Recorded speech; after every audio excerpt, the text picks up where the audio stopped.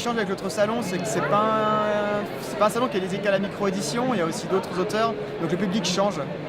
Voilà, on a souvent l'habitude de faire des salons qui sont uniquement de l'auto-édition et bon, le public est relativement le même, on s'échange plus entre stands qu'entre clients.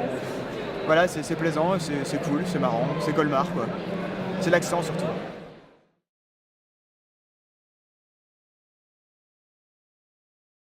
J'ai créé En l'encre nous croyons en 2009.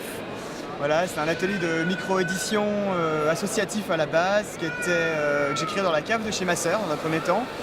Là, ça fait 1 an que j'ai emménagé dans mes nouveaux locaux.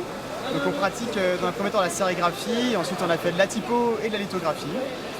Voilà, on est à but non lucratif, le but étant de s'amuser et de faire de l'édition haut de gamme entièrement manuelle, voilà, sans sous-traitance. Actuellement, vous êtes basé où? À Gérardmer, dans les Vosges. Donc j'ai repris l'ancien atelier de menuiserie de mon père et de mon grand-père que j'ai transformé en atelier d'édition. 80 mètres carrés, entièrement dédié aux techniques d'impression. Moi je suis parti du système Beaux-Arts sans diplôme. On avait une mésentente disons, avec l'école par rapport au projet éducatif. Après, disons, l'atelier était une réaction à ça pour montrer qu'il y a une autre façon de diffuser l'art. Enfin, l'art c'est un peu pédant, mais l'illustration est la chose imprimée autre que par un média et un médium, disons, traditionnel. Et c'est apparu un peu comme une évidence en fait. Le DIY, c'est vraiment apparu, voilà, comme c'est quelque chose qui me plaît, c'est mon milieu culturel et ça coulait un peu de source quoi, suite à mes études.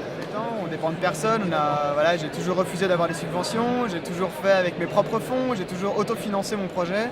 Comme ça, j'ai une éditoriale qui est la mienne, que je décide à la base et comme je suis pas tenu à des règles éditoriales, voilà, si je me plante, mais ça tient qu'à moi et c'est bien. Ça permet de proposer des choses plus variées et plus justes par rapport à ce que j'ai envie de faire, quoi. On a une diffusion qui est assez via par le net, via quelques salons. J'ai fait pas mal de salons l'année dernière. Cette année, j'ai un peu moins le temps. J'ai un travail salarié à côté qui me bouffe pas mal de temps.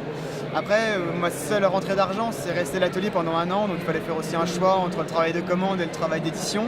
Sachant que la commande paye plus facilement que l'édition. Voilà, je garde ça toujours en... Finalement, c'est un peu mon week-end, quoi. C'est le repos dominical, c'est faire de l'édition, c'est se faire plaisir, quoi.